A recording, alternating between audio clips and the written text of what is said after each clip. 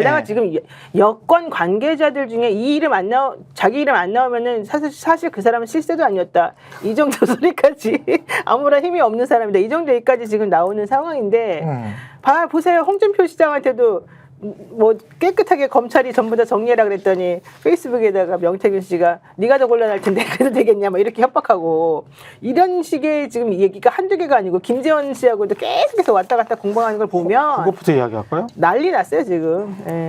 그러니까 홍 시장님 검찰이 성역 없이 수사하면 저보다 홍 시장님이 더 위험해질 수 있어요. 이렇게 이야기를 했잖아요. 그러니까 대단해요. 지금 대한민국을 얼마나 우습게 보시겠어요. 근데 저는 하나 이제 이 대목에서 중요한 건 이거 같아요.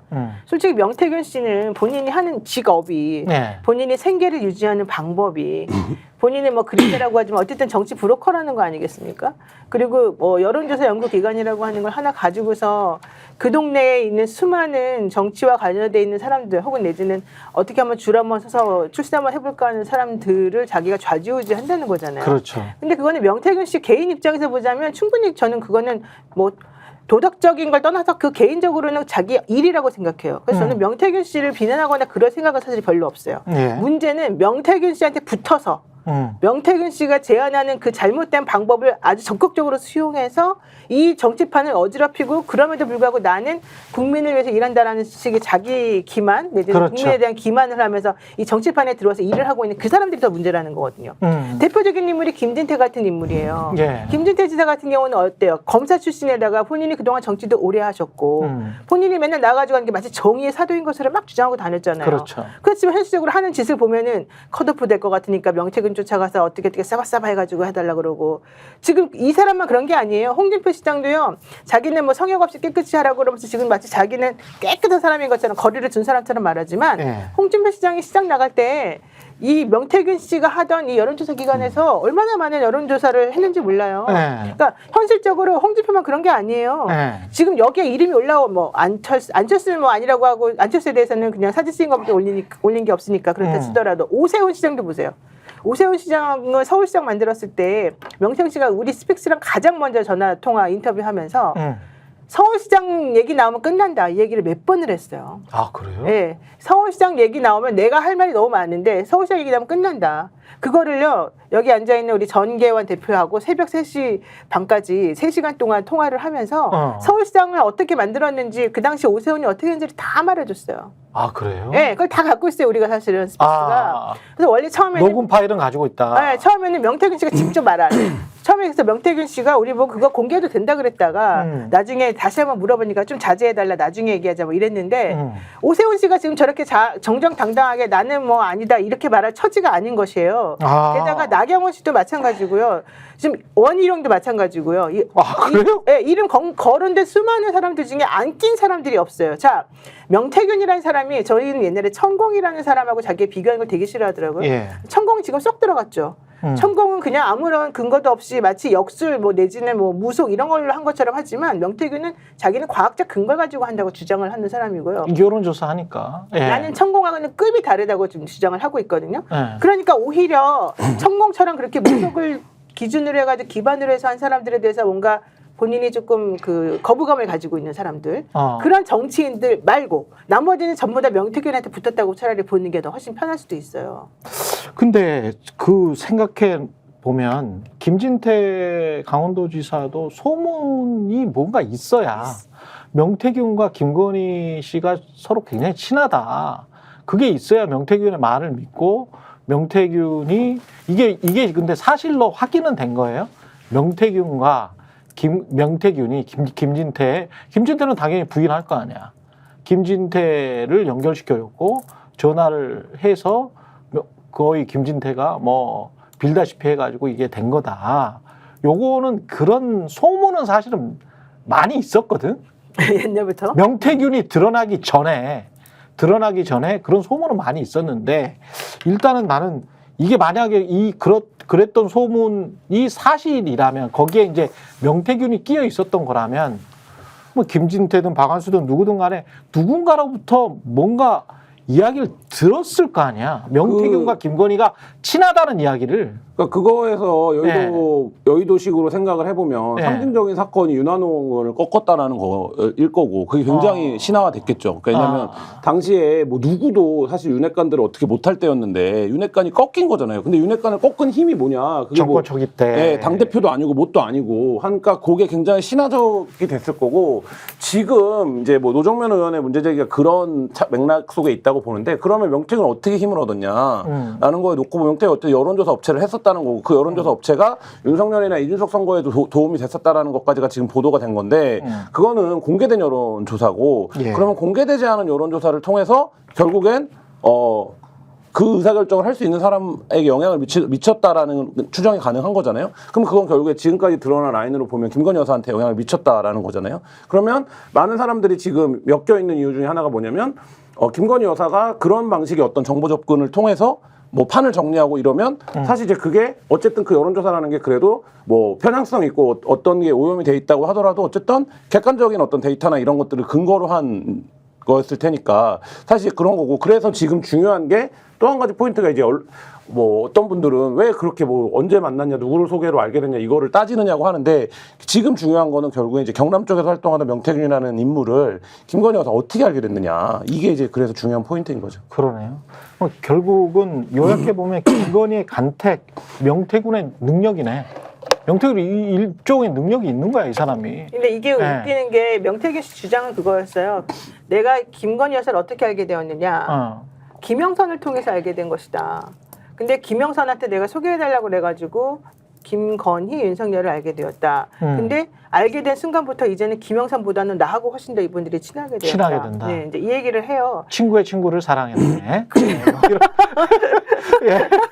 뭐 그런 식이라는 거잖아요. 그러니까 2017년도부터 이제 시작된 김영선과의 인연을 고리로 해서 김영선을 완전히 가스라이팅을 한 다음에 그리고 난 다음에 이제 어느 정도 자기가 말한 게 다 예언대로 맞아 떨어졌다는 거예요. 그 동네 사람들이 보기에는. 그러고 나니까 김영선이 이제 깜빡 죽었을 거 아니에요.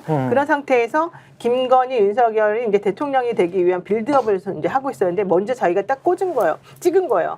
윤석열 이제 지금 문재인 이렇게 불만들이 많으니까 윤석열 같은 사람이 이제 내가 뭐 키워보면 되겠다 자기 생각에는 그래가지고 윤석열이랑 김건희를 소개해달라고 그러고 그 당시에는 아직 아무도 정치적인 기반이 없으니까 김건희 입장에서는 지푸라기라도 잡아야 되는데 지금 이쪽 동네에서 매우 유명한 이 정치 잘한다는 사람이 우리에게 와서 인사를 한다니 좋다. 게다가 그 사람은 지금 연결된 사람들이 되게 많잖아요. 뭐 김종인도 있고 이준석도 있고 박한수도 있고 누구도 있고 그런 상황에서 그때 당시에 사선 의원이었던 김영선이 와가지고 소개해주고 그러니까 자기 집까지 불러가지고 결국 밥 먹으면서 뭔가 또 이제 얘기를 들으면서 이제 친해졌겠죠. 그 상황에 이르다 보니까 현실적으로 이 김영선이라고 한 사람을 보궐해서 뭔가 해주는 이게 중요했고 그때 할 수 있는 수단으로 도구로 사용될 수 있었던 게 바로 이 명태균의 그런 여론조사 결과물이었단 말이죠. 근데 이 나경원 의원이 이 얘기한 것 중에 하나가 되게 중요한 게 있어요. 2021년도에 오세훈 후보랑 같이 자기가 경선을 할 때 너무 이상한 일이 계속해서 벌어지더라. 의외의 연속이었다. 이렇게 얘기를 하면서요. 오 후보와의 2차 경선이 갑자기 여론조사 100%로 진행이 되었는데 그 여론조사는 역선택 방지 조항 같은 것도 없고 민주당 지지자들의 응답 유도를 위해서 그냥 그 국민의힘 여론조사라는 것을 모두 조항에 언급하지도 않은 그냥 일반 여론조사처럼 해가지고 진행이 됐다. 이상한데? 이상하잖아요. 원래는 국민의힘 여론조사라는 걸 알려줘야지 역선택도 안 할 것이고 이들은 경선이 되는데 갑자기 어느 날 갑자기 이런 식으로 여론조사 방식이 바뀌더라. 자기는 그것이 되게 이상하게 생각을 했었었는데 그 당시 자기가 1위였다라는 거예요. 서울시장 2위 후보. 그랬는데 1차 경선에서 압도적으로 1위였던 자기가 명태균이 제안한 그러니까 그때는 명태균인지 몰랐겠지만 어쨌든 그 여론조사 방식으로 했더니 갑자기 패한 거야. 갑자기 여론조사에서 나경원이가 딱 지게 된 거예요. 알고 봤더니 그게 명태균 때문이었다. 그 얘기였어요. 그 이야기네. 그러면 결국은 뒤에서 그렇게 다 조정한 게 그래서 오세훈을 서울시장 맞는 게 나다. 그래서 명태균이가 오세훈이 내 앞에서 몇 번을 울었는지 몰라 살려달라고 했는지 몰라 이런 얘기 나왔고요. 나경원은 나 그때 되게 열받았다. 왜냐하면 그렇게 많은 여론조사가 전당대회 기간에 있었었는데 2021년 5월 20일 여론조사는 응답률 3.3%밖에 안 됐는데 1시간 50분 만에 표집이 다 끝나고 다 정리되더라. 그게 과연 존재할 수 있는 여론조사냐? 말이 안 되지. 말이 안 되잖아요. 근데 그걸 전화할 때마다 그냥 딱딱 받아버렸다는 그렇죠. 근데 거잖아. 그거를 밀어붙여가지고 하게 만들어진 게 명태균이고 짠 거 같은데. 자기가 보기에는 그 뒤에 있는 사람이 이쪽이라는 거죠. 그렇게 되면은 짠 거 같은데 응답률이 굉장히 낮을 수밖에 없는데 갑자기 응답률이 치솟으면서 맞아요. 뭔가 짠 것처럼 누가 전화를 받았다. 어떤 또 어떻게 번호로 1시간 오면 반 만에 그걸 조사를 다 해요? 말이 안 되죠. 1시간 반 만에 네. 진짜 이상하다. 자기는 명식 때문에 에? 번번이 피해를 입은 사람인데 자기는 피해자다. 이제 이런 주장을 계속 하는 거예요. 나경원이. 1시간 50분 만에. 예. 이 어제도 잠깐 이야기는 했습니다만은 그 노정면 의원이 지금 제기한 57만 건의 그 어떤 국민의힘 당원 전화번호 안심 전화번호긴 합니다만 그게 유출돼서 명태균 씨 측에서 뭔가 여론조사를 하고 그게 이제 붐업이 되는 윤석열 붐업이 되는 어떤 뭐 불쏘시개로 쓰였을 거는 같은데 이 전반적인 과정이 이게 불법인지 아닌지에 관해서 어제 두 명의 변호사 김기현 변호사와 신인규 변호사는 불법의 가능성이 있다라고 이야기를 여러 차례 했거든요. 어떻게 보십니까? 그러니까 이게 이제 선관위에서도 국감에서 얘기된 게 뭐였냐면 그냥 예를 들면 아무런 친분관계가 없는 최경영과 노영희가 있는데 노영희가 그냥 혼자 막 여론조사를 돌려가지고 최경영한테 가져와서 나 네 거 돌려보니까 이렇더라. 이거 돈 주세요. 이거는 정치자금 위반이 아니라는 거죠. 왜냐하면 부탁한 게 아니고 요청받은 것도 아니고 그냥 나 혼자 알아서 그냥 했다가 나의 영업의 일환으로 내가 한번 이런 능력이 있으니까 당신 보시고 마음에 들면 나를 계속 쓰세요. 네, 한번 돌려봤어요. 이런 청약의 유인 정도에 불과하기 때문에 그 정도의 예를 들면 이쪽에서 보고를 받았다고 해서 그게 정치자금법 위반은 아니라는 거예요. 하지만 문제는 뭐가 정치자금법 위반이냐? 내가 이제 그렇게 임의로 돌렸어도 이거를 여기다가 보내주는 거예요. 저기 그 최경영 씨에 보여주는 거예요. 그러니까 최경영 씨가 보고 야 이거 괜찮은데 한번 앞으로 좀 봅시다. 계속 가져와봐. 이렇게 돼가지고 계속 가져갔어. 근데 돈을 안 받았어. 그럼 이게 정치자금법 145조 위반이라는 거죠. 그게 법률적으로 규정되어 있지 않은 방법으로 이런 식으로 이제 선거 여론에 뭐 개입하면 안 된다 이런 조항이 있거든요. 완벽하게 그렇게 되는 거잖아요. 실제는 선거 관련해서 여론조사 비용을 대야 되는데 돈을 안 주면서 계속 보고를 받았다. 이 형태는 문제가 있다는 거죠. 그러니까 이번에 명태균 씨가 이 윤석열 대통령 측에 매일매일 올라가가지고 자기가 보고했다. 근데 나 돈을 안 받았다 이러잖아요. 그러니까 사람들이 그런 거예요. 여당 쪽에서는 아니 돈 안 받았고 윤석열 대통령이 하라고 시키지도 않았는데 그게 뭐가 정치자금법 위반이니 이렇게 말을 하니까 이제 반대쪽 입장에서 얘기하는 거는 처음에 한두 번은 그럴 수 있다. 이게 이제 선관위에서도 얘기해 준 거예요. 그러네. 처음에 한두 번은 그럴 수 있지만 그 이후에 계속해서 그런 정보를 제공받고 계속해서 이거 괜찮나? 뭐 이렇게 해서 물어보고 계속해서 했다 그러면 이제는 이거 자기가 시킨 거가 되잖아요. 그렇지. 그리고 자기가 무형의 이익을 얻은 게 되잖아요. 사실상 시킨 거다. 관련 정보를 얻은 거가 되잖아요. 그럼 이거는 그러면은 당연히 내가 먼저 뭐 얼마의 용역을 주겠다는 명시적인 계획이 없었다 하더라도 이건 당연히 정치자금법 위반이 될 수 있다. 이거예요. 그런 거네. 식당에서 그 우리 집이 등심보다는 새우살이 좀 맛있으니까 한번 드셔보세요라고 해가지고 한두 번 준 거는 그치, 먹을 수는 있지. 서비스. 먹을 수 있는데 새우살을 계속 그러면 가져와봐요라고 해가지고 계속 새우살을 먹었다. 그 비싼 거를 그리고 이제 돈을 안 냈다. 그러면 이게 불법이네. 예? 불법이 될 수 있는 거네. 그리고 김건희 씨 목소리 녹음되어 있는 게 명태균 씨 주장에 의하면 또 내지는 명태균 씨 말을 종합해 보면 분명히 있어요. 명태균 씨가 가지고 있는. 근데 거기에 그 뭐 오빠 연락 왔죠. 잘 될 거야. 바로 그 워딩은 없다 하더라도 왜냐면 그건 본인이 지었을 수도 있으니까. 그렇지. 그건 없다 하더라도 그런 취지의 계속적인 그런 건 있어요. 있는데 명태균 씨가 지금 간을 보면서 하는 행동 중에 하나가 만약에 이 윤석열이나 김건희 라인에서 나를 도와줄 것 같고 나를 지켜줄 수 있을 것 같고 나에게 뭔가 제대로 된 보상을 할 수 있을 것 같으면 나는 이걸 까고 만약에 그런 걸 못할 것 같으면 그리고 혹시 나를 경찰이나 검찰이 나를 구속하거나 뭔가 형사적으로 압박하려고 할 것 같으면 난 이거 없애야 되고 본인이 이제 선택할 수가 있잖아요. 보험용으로. 그 두 가지를 지금 본인이 생각하고 있다는 거고 또 하나는 자기 페이스북에다가 올려놓은 거 있어요. 계속 페이스북에 막 김재원 뭐 전부 다 올려. 그거 말고 더 중요한 말은 난 이거라고 봐. 나 배고프다 이렇게 올린 게 있어요.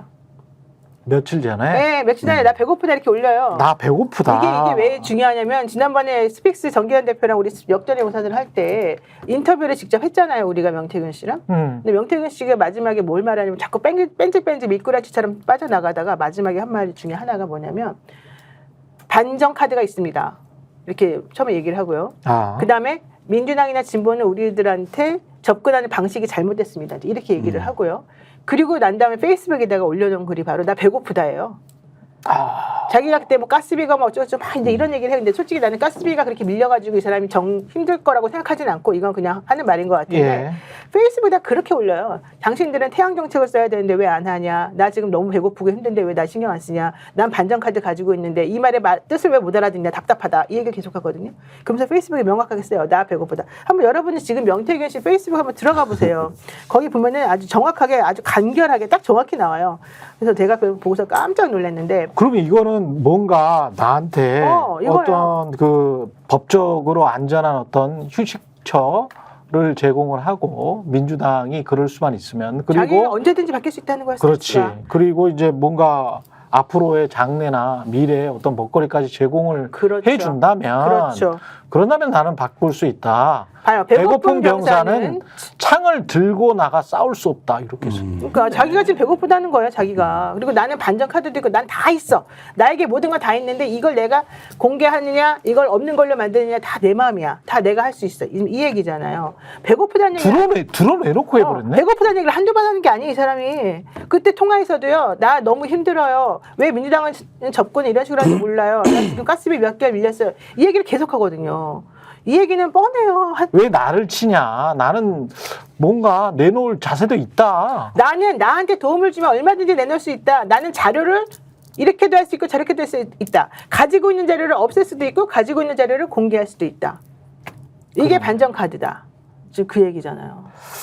아, 이게 뭐 나올 게 많을 거는 같죠. 저는 지금 그래서 오히려 언론사들은 다 지금 뭐 얼럿돼 있는 상황 아니에요? 그럼요. 사실은. 그렇죠. 그러니까 지금 뭐 비공개 여론조사를 23번 했다는 거 아닙니까? 대선 네. 기간 중에. 네. 그리고 지금 이제 노정면 의원이 밝힌 게 8번째, 9번째라는 거잖아요. 그렇죠. 그러면 이 비공개 여론조사의 활용이 어떻게 됐느냐 일단 굉장히 중요한 거가 법률적으로는 뭐 정치자금법이나 이런 거겠지만 그러니까 명태균 씨가 결국엔 영향력을 확보한 과정, 그다음에 확보한 영향력으로 그 직권을 넘어서는 그러니까 본인이 해서는 안 되는 일들을 어디까지 얼마나 했느냐 뭐 이런 차원들의 문제들인데 뭐 이거는 지금 이제 명태균 씨의 협조 여부에 따라서 속도가 결정되는 거지 예. 방향으로는 이미 이거에 대한 수사는 이제 불가피한 상황으로 치닫고 있고 언론들도 지금 뭐 거의 뭐 모든 언론사들이 관련된 팀을 꾸려서 지금 이제 쫓아가고 있는 상황이기 때문에 그리고 예. 말씀하신 것처럼 명태균 자체가 이렇게 언론에 배타적이지가 않아요. 그러니까 예를 들면 취사 선택하는 측면은 있지만 언론에 적극적으로 자기 얘기를 지금 하고 있는 거고 그다음에 그 비서도 국감에도 직접 출석하겠다라는 거잖아요. 그러니까 국감에 출석하겠다라는 건 어쨌든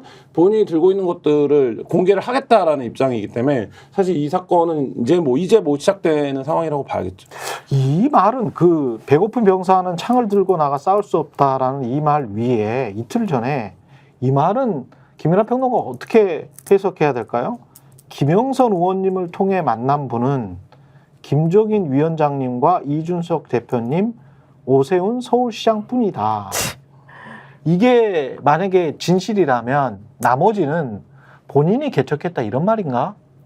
아니면은 나머지는 김영선 의원님을 통해서 만난 게 아니고 김건희 여사를 통해서 만났다는 이야기인가? 이 말도 사실이 아닐 수가 있어요. 여기선 지금 자기가 김영선을 통해서 만난 게 김종인, 이준석, 오세훈이라고 하지만 네. 사실 다른 방식으로는 대통령 부인도 연결시켜달라고 해가지고 만났다는 얘기도 나왔었거든요. 그러니까 이 사람 말을 이거를 액면 그대로 믿을 수가 사실은 근데 없어요. 아니 이게 표현을 중의적으로 계속 해놓고 있기 때문에 이 표현들만 봐서는 뿐이다 라고 이야기를 했거든요. 오세훈 서울시장 뿐이다. 김종인 위원장, 이준석 대표, 오세훈 서울시장 뿐이다.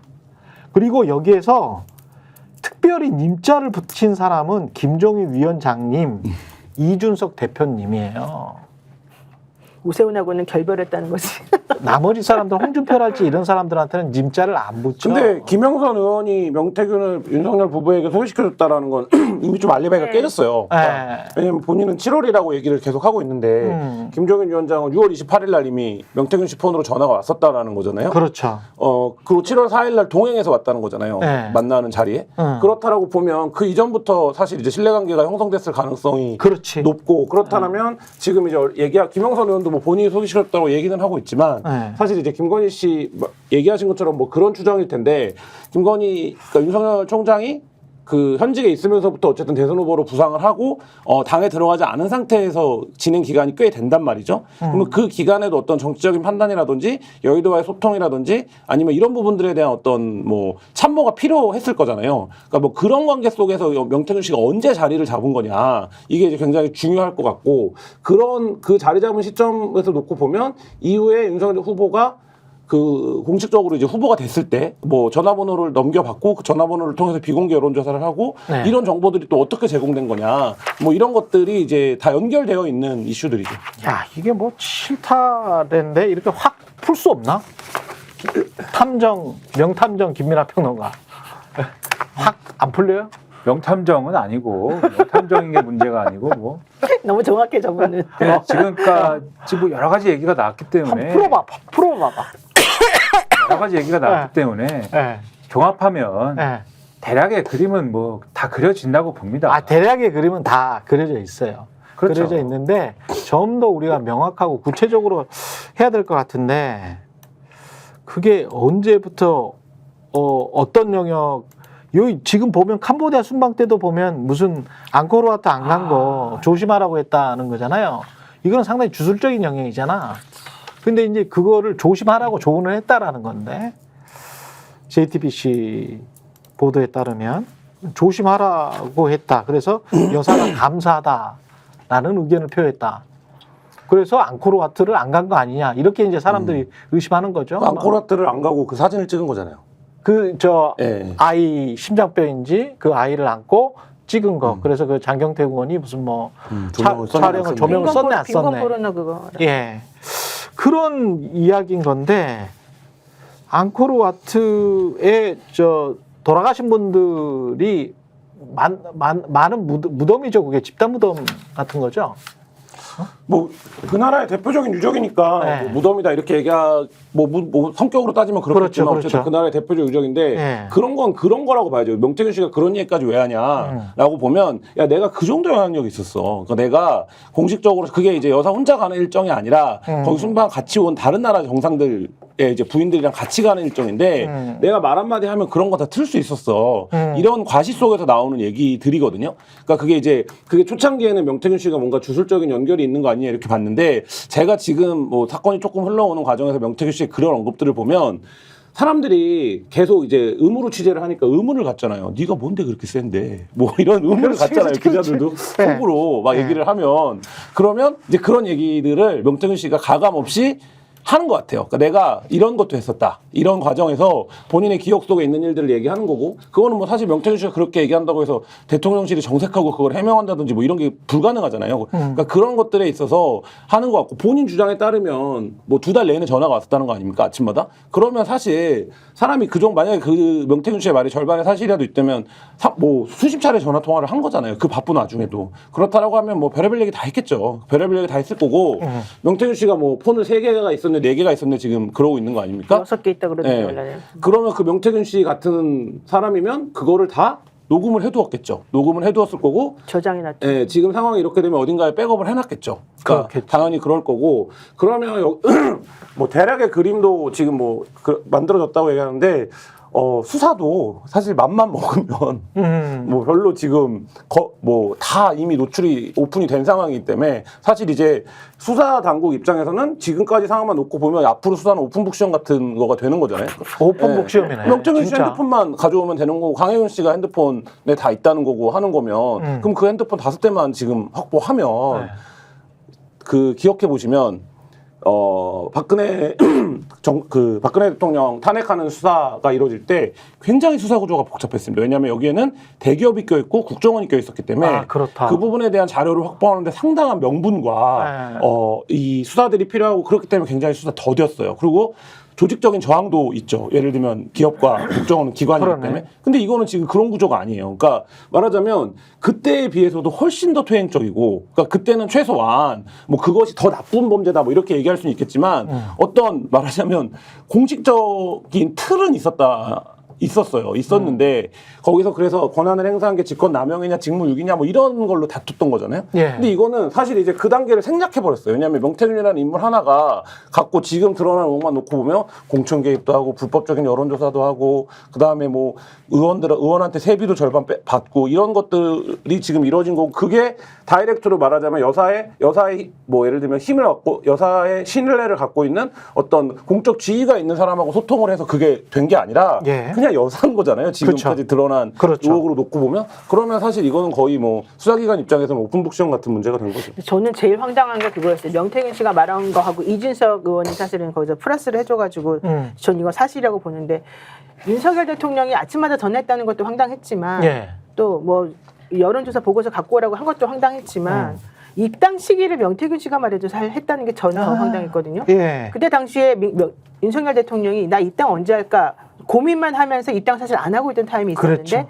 그때 이준석 당대표가 외국으로 그때 갔었을 때였었어요. 그리고 그 안에 있는 핵심 인물들이 다 외국 가 있고 사실 한국에는 별로 사람 없었을 때였는데 예. 명태균 씨가 그러면 뭐 월말 10월 말인가 11월 말인가 7월 말. 그 말일라 그러면 그냥 당신 입당한다고 하세요. 이렇게 했거든요. 2021년 네, 7월 근데 말. 현실적으로 생각해 보면 정치 한 번도 안 했던 사람이 이 제1당에 이제 야당이지만 제1당에 특히 이제 대선 후보급으로 들어간다는 사람이 그렇지. 거기 들어가는데 아무도 자기를 맞아줄 수 없는 사람들 이 상황에서 본인이 혼자 그냥 막 내가 동네에 마술같이 그렇게 들어갈 수는 없거든요. 어떤 마트 들어가듯이. 그러네. 근데 그거를 해냈단 말이에요. 그래서 우리가 그때 다 이상하다고 생각했었잖아요. 그러니까 이준석도 그렇다. 그때 우리 없을 때 왜 대통령이 들어와서 우리를 패싱했냐 이런 입당 패싱 그때 논란이 있었는데 알고 봤더니 그게 명태균 작품이라는 거잖아요. 그것도 명태균이가 지나가는 말처럼 한번 그럼 오늘 들어가세요. 이러더니 정말 들어갔다는 얘기였거든요. 그걸 듣고 이준석이 완전히 열받아가지고 한번 그거 따져보자 막 이런 얘기까지 어제 기사에 나왔는데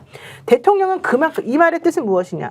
대통령은 그만큼 명태균이 한마디 하는 걸 놓치지 않고 시기든지 뭐든지 다 상관하지 않고 명태균이 하라는 대로 다 하고 그 당시만 해도 그랬다는 거예요. 아니야. 그게 아니고 지금 말씀을 들어보니까 그리고 이제까지 행적을 보니까 명태균이 김건희한테 이야기를 했고 김건희가 윤석열한테 이야기를 한 거야. 이 입당 시기도. 그러면 좋아요. 김건희는 명태균이 스튜디오 지나가면서 하는 말도 무조건 다 듣는 상황입니다. 그렇지. 지금 이 상황을 보니까 왜냐하면 명태균이 윤석열한테 직접적으로 영향을 미칠 수는 없어. 지금까지 윤석열의 인생이나 이력이나 그다음에 활동이나 그리고 김건희가 2년 동안에 보여왔던 작태들을 보면 명태균한테 김건희가 끌렸어. 그리고 김건희가 간택을 했어. 명태균이 야 입당 그냥 질러. 7월 말이 좋아. 8월 자꾸 언론에서 이야기하고 그러니까 시간 끌지 마. 들어가. 그때 옆에 있었던 사람은 사실은 권성동 정도밖에 없었단 말이야. 윤석열한테는. 그렇죠. 권성동밖에 없었는데 들어간 거지. 이거는 굉장히 모험적인 거거든요. 근데 모험적인 선택을 김건희 씨는 자주 하더라고. 이게 뭐의 판단이 기준이 뭔지는 모르겠어. 투자도 그렇게 하잖아요. 이게 투자인지 주가 조작인지 모르게 하는 건데, 그러니까 사람 간의 관계라는 게 네. 여러 가지 이제 요소들이 그 여러 가지 요소들이 중첩돼 가지고 사람 간의 관계라는 게 맺어지는 거 아닙니까? 예를 들면 제가 김한 기자 어떻게 알았냐라고 하면은 예. 옛날에 같은 회사를 다녔습니다. 그렇지. 이렇게 얘기를 하는 거지만 예. 그것뿐이냐? 아닐 수도 아니야. 있거든요. 그거 하나로만 설명 안 되는 거거든요. 그렇지. 여러 가지가 중첩돼서 설명이 돼야 되는 그렇지. 거예요. 그러니까 김건희 여사가 명태균 씨 어떻게 알았냐라는 거는 취미와 코드가 맞아서인 것도 있겠고, 그러니까 사람이 얘기하다 보면은 취미와 코드가 맞으면 가까워지잖아요. 얘기가 통하잖아요. 예. 그런 것도 있겠고, 그 다음에 윤석열 대통령이 처음에 이제 이걸 해야 되는데, 윤석열 대통령한테 처음에 이거 대선 나오면 좋을 거다라고 얘기를 막 하고 다닌 사람 누굽니까? 김종인 전 위원장이잖아요. 근데 김종인 전 위원장 쪽하고 뭐를 이렇게 터야 되는데, 그게 어려웠던 이유가 사실은 처음에 윤석열 대통령이 시도를 하다가 약속을 잡고 깨서 그런 거거든요. 그게 뒤에 와서 얘기하는 거 보면은. 근데 그걸 연결하려고 보니까는 누가 있냐면 명태균 씨가 중간에 있었던 거잖아요. 명태균 씨 얘기로는 김영선 전 의원 통해 가지고 김종인 전 위원장이랑 이미 관계를 터놓은 상황이었는데 명태균 씨가 마침 또 김건희 여사와 윤석열 대통령 쪽에 계속 트라이를 하던 상황이었고 그때 여기 있는 거고 그다음에 또 뭐가 있습니까? 명태균 씨는 또 김건희 여사가 이렇게 뭔가 우리가 지금 대업을 도모하기 위해서 리크루팅을 해야 되는데 지금 어떤 사람이 쓸만한가를 보는데 이준석 대표를 만들었다라고 하는 사람이 있는 거예요. 또 그렇지. 보니까 또 명태균 씨야. 네. 네? 그쵸? 그러니까 뭘로 보나 명태균 씨가 자꾸 있는 거예요. 여기 이 관계 속에. 그리고 이 사람이 뭐를 자꾸 하겠다고 합니다. 여론조사나 이런 거 갖고 와서. 그러면 이 사람을 쓰죠. 어떤 이유로든 간에. 이 일들이 언제 일어난 거냐? 2021년 6월에서 7월 사이에 일어난 일들입니다. 종합을 해보면 이 얘기가. 그래서 그렇게 해서 일어난 일들이 즉 그래서 명태균 씨가 그 얘기를 하는 거예요. 김영선 전 의원 통해서 만난 사람들이 김종인, 이준석 이런 사람들이다라는 얘기를 하면서 그 다음에는 이제 그렇게 해서 인연이 시작된 거지만 그 다음부터는 이제 김종인, 이준석 이 얘기는 사실 필요 없는 얘기인 거죠. 그 다음부터는 쭉. 명태균 입장에서는 그래. 그렇죠. 지금 보니까 명태균 입장에서는 그렇고 지금 생각을 해보면 김종인도 제가 최강시사를 진행하면서 김종인 위원장 인터뷰를 몇 번을 해봤는데 김종인 위원장도 정치적 공백기가 꽤 있어요. 그리고 정치적 공백기를 잘 참지 못하는 분이야, 사실은. 그분은 뭘 하고 싶어 하셔요. 그렇죠. 늘 뭘 하고 관심을 싶어 갖고 하는데 싶어 하고. 그게 민주당 쪽이든 저 국민의힘 쪽이든 집권 여당이 되는 쪽에서 뭔가 큰 거를 하고 싶어 하십니다. 그리고 본인이 그걸 인정받고 싶어 하셔요. 그리고 이제 경제와 관련해서 이제 과거에 했던 주장이나 발언 중에서 제가 이제 굉장히 좀 높게 평가하는 것들이 있는데 그 생각을 아직도 갖고 있는지 없는지도 모르겠어. 지금은 과거를 팔아먹고 현재를 영위하면서 미래에도 계속 자리 욕심을 부리는 분으로 저는 판단을 했거든요. 그렇죠. 네다섯 번의 인터뷰를 통해서 그게 저의 그 냉정하고 객관적인 평가입니다. 김종인 위원장님은 좀 섭섭하게 들으실지는 모르겠습니다만은 그렇기 때문에 김종인 위원장 입장에서는 수적처럼 부릴 수 있는 어떤 사람이 좀 더러운 짓도 뭐 보이겠지. 더러운 짓. 뭐 워낙 정치를 많이 하셨으니까. 근데 좀 더티한 어떤 플레이도 과감히 할 수 있는 수적처럼 부리는 사람이 대통령 후보 옆에 있어도 괜찮을 수 있다. 라고 판단. 본인이 그거는 못해. 저는 본인이 그걸 못합니다. 근데 늘 김종인 전 위원장은 뭘 하면 네. 생각을 해보시면 본인도 이제 고령이고 활동 방향이 이렇게 넓지 않고 뭐 이렇잖아요. 예. 늘 잘 기억을 해보시면 늘 심부름꾼이 있어요. 그래. 늘 심부름꾼이 같은 있거든요. 사람이 있어야 돼. 어떤 예. 시기에는 김종인 전 위원장의 심부름꾼이 명태균 씨였다고 명태균 씨는 자기는 뭐 심부름꾼이라고는 생각하지 않았겠지만 정치적 아버지로 생각했죠. 그러니까 명태균 씨는 본인은. 그렇게 생각을 하는 거예요. 그렇죠. 그리고 그렇게 생각할 만한 근거가 지금 있는 거죠. 그렇죠. 근데 김종인 전 위원장은 그게 아니라고 하니까 이게 뭐 부고다 이렇게 올린 거지만 네. 저는 그 관계가 있었기 때문에 그렇습니다. 그 관계를 근거로 해서 예. 윤석열 대통령의 제갈량이라고 할 수 있는 김건희 여사가 판단을 했을 거라고 보는 거예요. 그리고 또 한 가지 추가를 해보면 그 시기에 윤석열 이제 입당도 하기 전에 윤석열이 어떻게 대선 후보급 취급을 받았냐 딱 한 가지 이유거든요. 여론조사예요. 그러니까 그쪽이 꾸려진 팀이 여론조사에 굉장히 민감합니다. 그러니까 그 시기에. 그러니까 왜냐하면 당내 기반도 없어. 그렇지. 그 전에 박근혜 구속시킨 이력도 있어 안 될 거라고 했는데 그 안 될 거라는 모든 거를 제압한 딱 한 가지 힘이 뭐냐면 여론조사예요. 그러네. 그렇기 때문에 지금 이제 말씀한 거, 명태균 씨의 그런 캐릭터 플러스 명태균이 지금 결국엔 김건희 여사라든지 윤석열 대통령의 신임을 얻은 건 마음에 드는 여론조사 결과를 갖고 오기 때문이죠. 그러니까 예를 들면 그 명태균 씨가 플러스 하면 능력이라는 게 그런 걸 텐데 결국엔 자기가 남들에게 공개되지 않는 비공개 여론조사를 갖고 흔들 수 있다. 근데 여기가 지금 국민의힘 구성을 놓고 보면 영남 지역이 대부분 그런 거잖아요. 영남 지역이 중요한 거라고요. 그러니까 이분이 거기서도 말하자면 그런 방식으로 계속적으로 김영선 의원의 관계에서도 사실 그런 대목들이 드러나는 거잖아요. 예. 그렇다고 하면 그거에 흔들렸고 그거는 크게 보면 그 탄핵 이후에 보수 정치가 어쨌든 굉장히 황폐화되면서 윤석열이라고 하는 검증되지 않은 인물이 등장하는 과정, 이 과정들이 굉장히 짧았고 사실 별 근거 없거든요. 그렇죠. 예. 국민의힘 아니 우리가 지금 내공을 보고 있으니까 네. 그 실력을 보고 있잖아. 근데 네. 거기에 여론조사라고 하는 잣대를 갖고 윤석열을 거의 그 자리까지 만든 건데 거기서 이 사람이 말하자면 그러니까 마술을 부린 거죠. 그러니까 이 윤석열 부부 입장에서 보기에는. 스픽스는 말하는 언론입니다. 대세는 유튜브, 그중에서 스픽스. 좋아요, 댓글, 구독, 알림 설정. 여러분이 저희를 사랑해 주시고 우리가 여러분을 사랑하는 4가지 방법입니다.